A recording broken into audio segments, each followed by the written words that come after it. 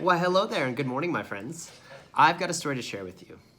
When I started my creative journey years ago, and I mean years ago as a child, I didn't know that all I was really doing was learning to look at what I love and what scares me.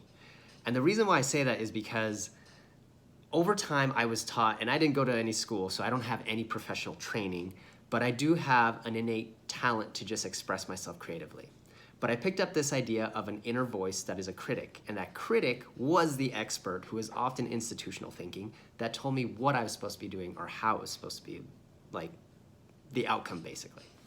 And it turned out that it took a few very intense life experiences, but I learned to dance with the tension that is love and fear.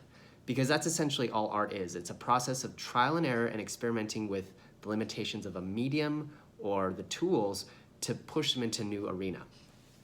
So how do you do this? Well, love is an infinite state of being, and it's a place that you could cultivate within you. And it's also a wonderful place to create from if you have a mission to move forward with. I'm currently exploring what it means to move from a place of mission, and that is amazing because it's regenerative and it's infinite source energy for me to keep doing what I do.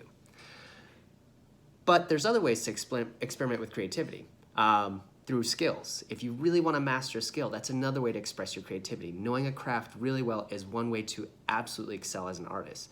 It's not my favorite way, but it's a great way to actually build a lot of skill sets and tools that you keep in your tool belt and tap on.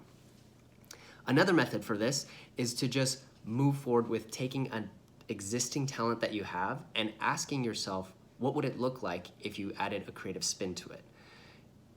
Think about this as what is a way that you can do what you do naturally, but make it feel like a state of flow, like it's just coming from you and it moves and it just expresses itself from a place of beauty and transformation. So I know what you're thinking by now. This is a lot of verbiage around love and creativity, but I'm scared. And this is equally true because fear is the other side of the coin.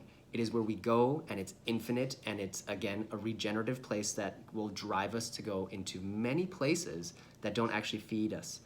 And the best thing that I can tell you about fear is that unless it's based on something like really limiting you in your environment, it's really just more of an inner critic. It's a harsh voice. And the best way to hack that thing is to use creativity in the form of curation, which allows your creative critic to have an outlet. So curate music, books, quotes, pictures. I personally tend to do it with an array of things to learn to understand what your creative vision is like, and from there you have an idea of how to move forward.